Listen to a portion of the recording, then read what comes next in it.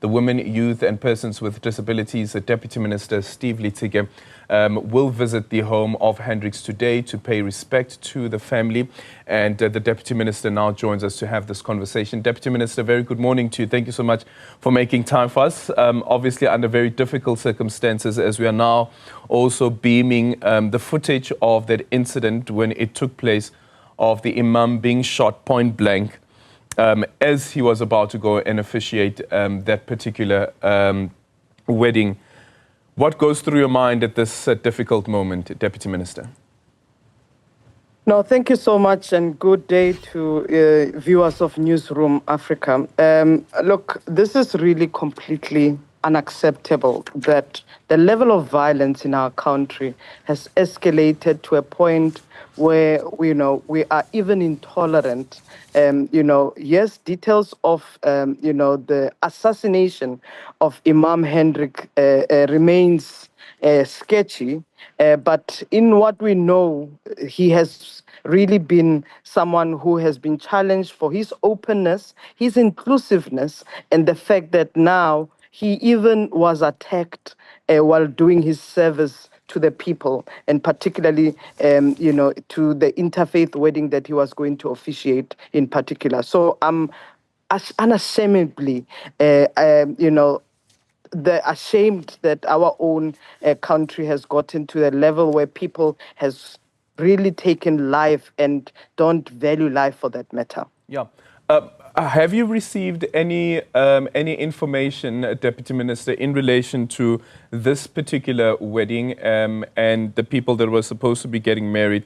Some of the news that we are getting is that they had tried to see if there's any other religious leader within the community of the Muslim faith who's willing to marry them, but they couldn't find anyone, and that's the reason why they secured the service of Imam Hendricks, who then traveled to Gqeberha to go and officiate that particular ceremony, and ultimately was met with this with his untimely death just before that moment took place. Everything we are receiving, we are sharing with the South African Police Service, and we were actually quite appreciative of the speedy response by the South African Police Service in terms of going there, attending to the incident, but also investigating the matter. And we join the rest of the various associations and stakeholders who have called for a speedy investigation, and also who's called for unity in this time where easily, we can fuel speculations. One, of course, what we know is that it was going to be an interfaith, wedding.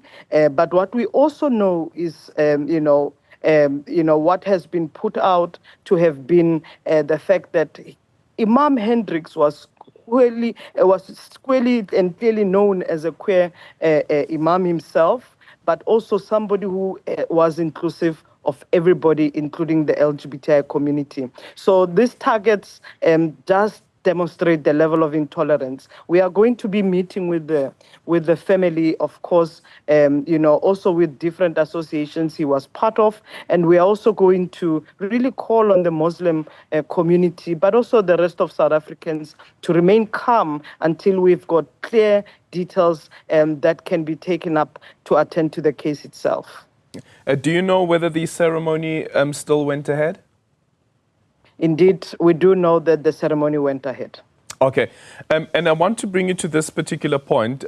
So the independent papers, they have a story that they run in Cape Town, gay Imam Mohsin Hendricks shot dead at wedding. They make reference to a Facebook user, Rifat Broa. The local community and imams refused to marry the lesbian couple, and then goes on to quote him, and I want to go to this part. Mohsin was shot and killed at the wedding. There is less facade now with him gone. We cannot allow this facade, the moral corruption against God in our community and faith. And then there's the statement that is issued by the United Ulamla Council of South Africa. It says that Islamic teachings and traditions unequivocally prohibit same-sex relationships, an aspect the deceased is known to have been advocating. However, We condemn all forms of extrajudicial killings as they undermine the rule of law and contribute to societal instability. As a nation with a constitution, and we know what our constitution says, also when it comes to the rights of same-sex couples, what then do we read into this while not trying to fuel further tension? But you can see here that there are aspects that are being highlighted by people of the Muslim faith. No faith can really justify any killing, attack of anyone. But what we also must accept is that the struggle for equality, dignity, and protection of all remains the center of our constitution and the center of any faith or any religion for that matter. And we do see various views that are displayed, and we also do understand the teachings as well as specific faith that are still struggling with inclusivity and embracing diversity.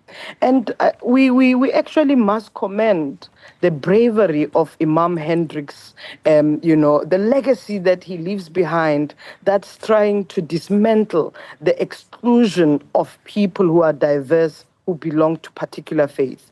Even within the Muslim community, while we respect, while we honor, the faith and the culture, but we have to understand that people are diverse, and we cannot actually exclude people because our teaching and our cultures and so forth speaks about exclusionary.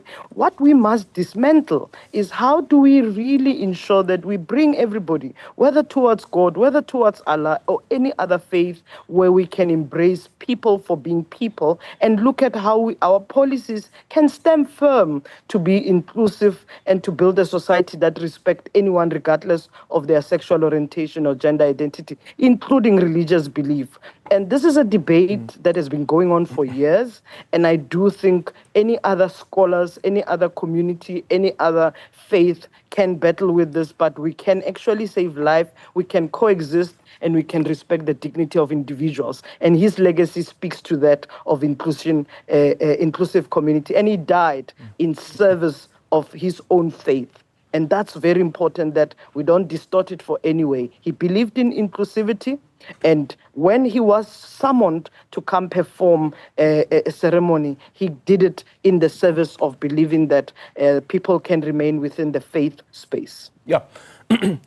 I think this is a debate that will now go on, and of course the faith question is always going to be put to the fore. Also considering that our constitution also have its own safeguards when it comes to the practices of religion as well as the different faiths that we have. What should we be doing right now as we go forward, considering that, as I said, that you are going to have this debate that is going to ensue, while also in the same breath thinking about the people who would fear for their life, considering some of the vitriol that will be spewed on social media? I think one thing that we should not accept as a society is the level of violence, that is rooted in our communities. Police are there, they will respond, but I think prevention is a big part of it, and society requires to have that level of tolerance and respect. And I think it's a behavior issue. The second one is that no South African should live in fear because of their identity or belief, because they hold a particular view or perspective. So what we should be doing, the immediate thing, not only just against Imam Hendricks' assassination, but also against all other violent incidents that are taking place. Law enforcement agencies must act swiftly to respond to these cases and hold perpetrators accountable and bring them to justice. That for me is key. The other point for me is really South Africa. We have so many things. Our president passed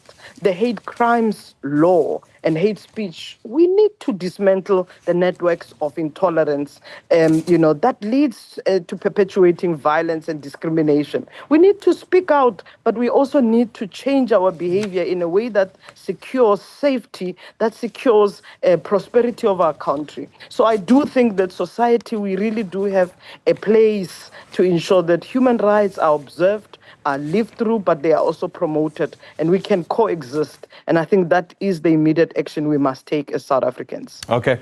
Finally, Deputy Minister, do you know by any chance whether Imam Hendricks has already been buried? The family was already called. They arrived in Gqeberha yesterday. We are expecting them to return today. So he has not been, and you would understand the nature of this case is not just an ordinary natural death. It involves certain processes, including pathology services, that must be able to finalize its own work and then return. We do understand, the process that the Muslim community undertakes whenever there is someone's passing. And I think once the body is handed over to the family, is expected to follow the family's process and be respectful of their own procedures. Thank you so much for your time. That is the Deputy Minister there from the Department of Women, Youth and Persons with a Disability.